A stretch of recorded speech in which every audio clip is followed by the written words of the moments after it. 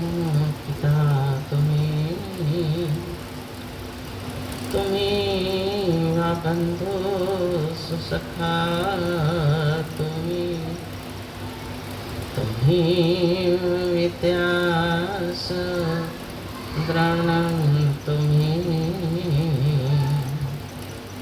तुम्हें सर्वं मम देवते।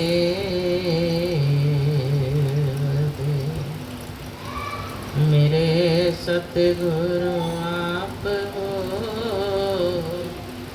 सब संतन के सरदार। शरण पड़े की राखे प्रभु जी तुम ही लाए। शरण पड़े की राखे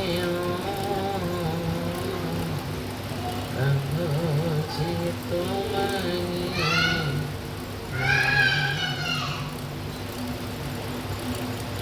गुरुमुखो, एक बार अपनी मुख रचना को पवित्र करने के लिए सब मिलकर ऊंची और मीठी स्वर से बोलो जयकारा।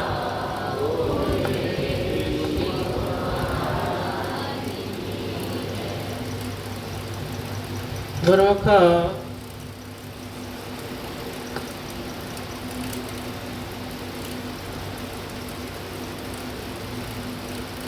सत्पुरुषों की वाणी है कि ऐ प्राणी, संसार की माया जाल में सोए हुए अगर कोई मालिक का प्यारा आकर जगाता है और भक्ति पथ पर चलने की प्रेरणा देता है, तो तेरा क्या कर्म बनता है। वाणी में लिखा है कि तिस साहिब की बात जे आखें, कहो नानक क्या कीजे, शीस बढ़े कर बैसन दीजे, बिन सिर सेव करीजे। अगर कोई तेरे मालिक का संदेश लेकर आता है तो उस पर कुर्बान हो कि शुक्र है मेरे प्रभु ने मुझे याद किया है, मुझे अपने सेवकों की लिस्ट में लिखा है, उन्होंने सेवक जानकर मुझ पर अति उपकार कर मुझे संदेश भेजा है। और ऐसे प्रेम से सेवा करें कि ना जाने मेरे लिए मेरे गुरु महाराज ने क्या भंडार खोल दिया है। क्योंकि गुरु के वचन में इतनी शक्ति है कि जो पारावार नहीं पाया जाता। जैसे हम पढ़ते भी हैं कि एक वचन गुरुदेव का जाका अनंत विचार, पंडित था के मुनि जन वेद न पावे पार। एक वचन गुरुदेव का कितनी महान शक्ति रखता है, जिसका पारावार नहीं पाया जाता। पंडित मुनि जिनकी महिमा गा गा कर थक गए लेकिन गा नहीं सके, मगर सेवक का विश्वास जो हो वो कैसा दृढ़ होना चाहिए कि सिवाय अपने मालिक के और किसी के आगे बेशक देखे सबको, लेकिन अंतर्भाव से अपने ही प्रभु पर विश्वास हो। जैसे संत तुलसीदास जी भी कहते हैं कि एक भरोसा एक बल एक आस विश्वास, स्वाति सलिल सतगुरु चरण चात्रिक तुलसीदास। कि एक ही मालिक पर भरोसा हो, उन्हीं पर आस हो, उन्हीं पर विश्वास हो। जब हमारा इतना दृढ़ विश्वास होगा तो वो भी हमारे अंग संग सहाय होंगे। अगर हमारा मन ही डावाडोल है, हम जहाँ जाते हैं हम कहते हैं भाई वो पूर्ण गुरु हैं, बड़ी अच्छी भक्ति की शिक्षा दे रहे हैं। चाहे सारी दुनिया में, सारी त्रैलोकी में कितना ही तुझे वैभव प्राप्त हो जाए, कितनी शान शौकत मिल जाए, मगर जो दात तुझे तेरे सतगुरु बख्शीश करेंगे वो और कोई नहीं दे पाएगा। मगर सेवक जो लेने वाला है, सबसे पहले उसके मन में ये दृढ़ विश्वास हो कि मेरे गुरु महाराज जी जैसा तो सारी त्रैलोकी में कोई नहीं। एक बार अब गुरु के सेवक तो अनेकों कहलाते हैं। सेवक बथेरे, सेवक बन जान वाला कोई कोई, चल दे बहुतेरे, पहुंच जान वाला कोई कोई। अनेकों दुनिया इस मार्ग पर चलती है, पर मंजिल पर कोई कोई जा पहुंचता है। एक बार महाराज जगत सिंह जी, उनके गुरु सावन सिंह जी थे, उनकी चरण शरण ग्रहण की थी। तो एक बार उन्होंने कोई संदेश देकर भेजा किसी घोर तपस्वी महापुरुष के पास कि जाओ ये हमारा संदेश देकर आओ। अब वो भी अपने सेवक की परख करते हैं, अपने सेवकों की परीक्षा लेते हैं कि इनका प्यार किस कदर है, दृढ़ विश्वास है या नहीं। अब भेजते भी हैं, स्वयं भेजते हैं, जाओ संदेश भी देते हैं और खुशी से भेजते हैं, मगर अंदर से वो परीक्षा भी लेते हैं कि क्या इसको अपने गुरु के सन्मुख जाकर आनंद आता है या और सब जगह भी आनंद आता है। अब वो ही महाराज जगत सिंह जी को भेजा कि जाओ ये संदेश लेकर। अब वो भी आगे पूर्ण गुरु थे, बड़े तपस्वी, बड़ी कमाई वाले। अब ऐसे कमाई वाले महापुरुषों के पास कई प्रकार की शक्तियां भी होती हैं।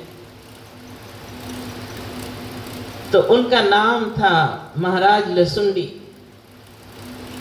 तो जब गए गुरु महाराज जी का संदेश दिया तो उनको अपने गुरु महाराज जी के संदेश पर इतना हर्ष हुआ, इतने प्रसन्न हुए, खुशी में गदगद होकर उठ खड़े कि मेरे गुरु महाराज जी का संदेश लाए हो। उठकर उनको गले से लगाया,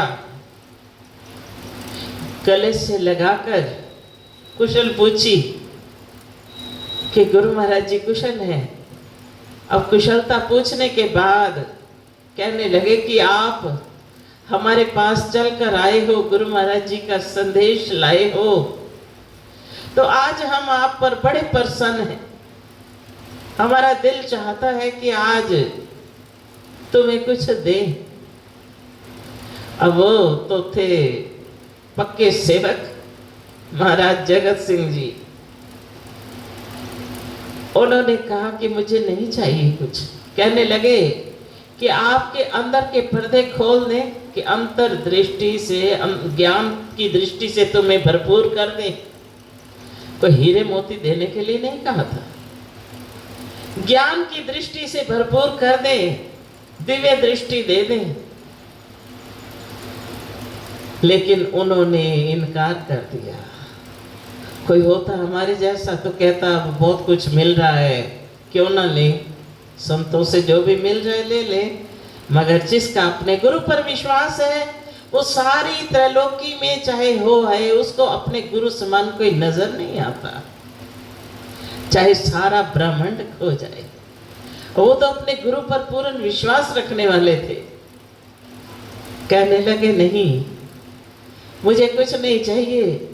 मेरे गुरु महाराज जब मुझे अब इस लायक जानेंगे वो अपने आप जो देना चाहेंगे दे देंगे, मुझे कुछ नहीं चाहिए। अब इतनी दृढ़ता देखकर उनके मन में भी ऐसा विचार आया कि ये कितना अपने गुरु के वचन पर दृढ़ है, कितना इनका दृढ़ विश्वास है। अगर सेवक का विश्वास हो तो ऐसा हो, लेकिन मन है जहाँ जाता है झूम उठता है कि ये भक्ति तो है, मालिक की महिमा का ही तो गायन करते हैं, मगर ये नहीं पता कि जो दात गुरु बख्शीश करेंगे वो कोई नहीं देगा। लेकिन वो कब करेंगे? जब हमारा उन पर दृढ़ विश्वास होगा, पूर्ण आस्था होगी और दिल से हमारा प्यार सब तरफ से हटकर उनके चरणों में जुड़ा होगा, तभी उनसे भक्ति की दात हम हासिल कर पाए। जैसा कि एक बार एक घसियारा था, उसके घर लड़का पैदा हुआ जिसके अंग शिथिल थे, काम नहीं करते थे। अब था भी गरीब, सोचता है कि ये लड़का है, अब 3-4 साल का हो गया, मगर इसका शरीर के अंग तो काम नहीं कर रहे, क्यों ना इनको किसी संत के पास छोड़ आए। अब जब महापुरुष देने पर आते हैं तो वो किसी से पूछते नहीं। उस लड़के को लेकर संत के आश्रम पर पहुंच गए कि महाराज ये लड़का हमारे तो किसी काम का नहीं, दुनिया कितनी स्वार्थ भरी है। रामायण में भी लिखा है कि स्वार्थ मीत सकल जग माही, सपने सुख परमारथ नाही, हे तो रहत जग युग उपकारी, तुम तुम्हारे सेवक असुरारी। सारी दुनिया स्वार्थ से भरी है, चाहे माता पिता है, बहन भाई है, कोई भी है, सब स्वार्थ के मीत है। वो सोचने लगे ये खुद को ही नहीं संभाल पा रहा, ये बड़ा होके हमारी क्या सेवा करेगा, चलो इनको संत के आश्रम पर छोड़ाते। ले गए, जाके विनती करी कि महाराज इसको अपने आश्रम पर रख लो। उन्होंने कहा छोड़ जाओ। तो उन्होंने क्या किया, उस बच्चे को इतना प्यार किया और पूछा कि बेटा तुम सेवा करोगे। अब उसका दिल तो दुनिया से ठुकरा चुका था कि मेरे माता पिता मुझे त्याग गए हैं, उधर से नाता छूट गया, मोह ममता की जड़ें जो थी वो अपने आप ही कट गई कि माता पिता तो मेरे सहाय बने नहीं, अब मैं इनकी शरण में आया हूँ। पूर्ण विश्वास, पूर्ण श्रद्धा उसकी उन संतों पर हो गई। कहने लगा जी महाराज जो सेवा आप कहोगे मैं वही करूँगा। तो उन्होंने उसके जिम्मे थोड़ी थोड़ी सेवा लगा दी कि यथा योग जितनी कर सकता है उतनी करे। वो सेवा करता रहा। सेवा करते करते उसका शरीर दिन प्रतिदिन हृष्ट पुष्ट होने लगा। जो अंग काम नहीं करते थे वो सारे काम करने लगे। अब धीरे धीरे धीरे धीरे वो लड़का इतना ज्ञानवान बना क्योंकि उसका गुरु पर दृढ़ विश्वास था। सारी दुनिया से उसका मन उपराम, लेकिन एक नेह अगर लगा तो अपने गुरु पर लगा कि मेरे गुरु महाराज मेरे अपने हैं और सारी दुनिया में मेरा कोई नहीं है। हम जब हमारा मन निराश होता है ना तो हम कहते हैं हमारा कोई नहीं है, कहते हैं ना, मगर ये नहीं कहते कि गुरु महाराज आप तो हो, हमारा कोई नहीं है। अरे तुम किसको बनाओगे जो तुम्हें साकार रूप में भक्ति प्रदान कर रहे हैं। अगर उनके ऊपर भी विश्वास नहीं तो भक्ति की दात कैसे पाओगे। अब वो लड़का तो इतना विश्वास करता था, कहता है कि आप जो कहोगे, सेवा करते करते हृष्ट पुष्ट होने लगा और इतना ज्ञानवान क्योंकि आज्ञा पर मौज पर चलने वाला था। जब वो थोड़ा बड़ा हुआ 17-18 वर्ष का तो उन्होंने उसको थोड़ा थोड़ा सत्संग के वचन याद कराने शुरू कर दिए। फरमाया तुम थोड़ा थोड़ा सत्संग किया करो। वो सत्संग करने लगा, उसकी ख्याति ऐसी बढ़ गई, शरीर भी ऐसे सुंदर बन गया कि शरीर में कोई रोग ही नहीं और उसकी महिमा चारों तरफ फैलने लगी। ये महिमा फैलती फैलती बैकुंठ धाम में भी जा पहुंची। तो एक दिन गुरु महाराज जी उसे कहते हैं, बेटा अब तुम्हें ये सेवा तो सौंप रहे हैं, मगर ये ऐसी सेवा है कि कभी तुम अपने आप में अहंकार में मत आ जाना कि मैं कुछ बन गया हूं। एक तो कभी ये अभिमान मत करना, और दूसरा किसी से कभी कुछ लेना नहीं, जो लेना है अपने गुरु से लेना है। कहने लगा ठीक है। तो ये महिमा जब बैकुंठ जा पहुंची, ब्रह्मा विष्णु महेश अपनी पत्नियों सहित आए उस बालक के दर्शन करने कि ये बालक कैसा है, जिसके मुखमंडल पर इतना तेज है, जिसके शब्दों में इतनी शक्ति है। जब दर्शन किए आकर बड़ा आनंद मिला, तो तीनों देव कहते हैं कि बेटा आप मांगो क्या चाहते हो, आज हम तुझ पर प्रसन्न हैं, जो मांगोगे वो ही हम देने को तैयार हैं। अब उसको अपने गुरु का वचन याद था कि सिवाय गुरु के और मैंने किसी से कुछ नहीं लेना। कहने लगा मुझे कुछ नहीं चाहिए, आप चल कर आए हो, आपका स्वागत है, लेकिन मुझे कुछ भी नहीं चाहिए, मेरे गुरु महाराज जी ने मुझे सब कुछ दे दिया। फिर वो कहते हैं कि हम दिए बिना तो जाते नहीं, हम देव हैं, देवलोक से चलकर आए हैं, कुछ ना कुछ तो देकर जाएंगे। कहने लगे नहीं मुझे कुछ नहीं चाहिए, अगर आप देना चाहते हो तो यही दे दो कि आशीर्वाद देते हुए अपने धाम को लौट जाओ, और मुझे कुछ नहीं चाहिए। और वो तीनों देव लौट गए। जब बच्चे ने इनकार कर दिया कि मैंने नहीं लेना कुछ भी, चला गुरु महाराज जी से मिला तो उसने सारी वार्ता सुनाई कि ऐसे ऐसे वरदान देने को कह रहे थे, लेकिन मेरे लिए तो आपके सिवाय और कोई देव नहीं, गुरु ही ब्रह्मा गुरु ही विष्णु। कहते हैं ना कि वो ही सब कुछ है, आप ही मेरे लिए सब कुछ हो। जिसको गुरु की शरण मिल गई उसको और क्या चाहिए। उसने ब्रह्मा विष्णु महेश से भी कुछ देकर क्या करना है, जिसको पूर्ण गुरु मिल जाए। अब तो उन्होंने ऐसा आशीर्वाद दिया कि वो लड़का ऐसा विख्यात हुआ कि ना जाने कितनी भक्ति की दौलत स्वयं कमाई और कितने ही लोगों पर उपकार किया। इसको कहते हैं दृढ़ विश्वास, कि अपने ही गुरु पर विश्वास हो, अपने ही गुरु पर आस्था हो। चाहे सारी त्रैलोकी का खजाना भी मिले तो भी मन मोहित ना हो, लेकिन हमारा मन है। कहते हैं हम उन संतों के पास गए थे, बड़ा सुंदर सत्संग हो रहा था, सुना है, बहुत प्यारा करते हैं। कोई भी संत जो हैं वो प्रभु की महिमा का ही गायन करते हैं, लेकिन अंदर से विश्वास जो है वो न खोने पाए। जैसा कि शुकदेव जी से पिताजी ने पूछा कि तुम गुरु तो धारण कर आए, अपने गुरु की महिमा तो सुनाओ। वो भी देखना चाहते थे कि अपने गुरु पर विश्वास भी है या नहीं इसका, शुकदेव का। अपने गुरु की महिमा तो सुनाओ। कहने लगे क्या महिमा सुनाओ, मेरे गुरु की महिमा तो अपरंपार है। कहने लगे अच्छा फिर तुम्हारे गुरु सूरज जैसे हैं।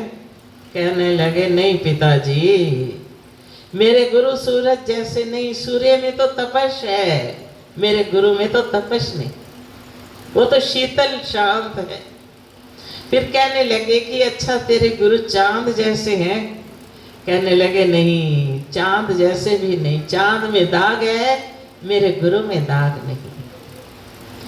फिर वेद व्यास जी पूछते हैं कि बेटा कोई सिफत तो सुनाओ अपने गुरु की, अपने गुरु की कोई विशेषता तो बताओ। कहने लगे कि अपनी मिसाल वो आप है, मेरे गुरु जैसा सारी त्रैलोकी में कोई नहीं।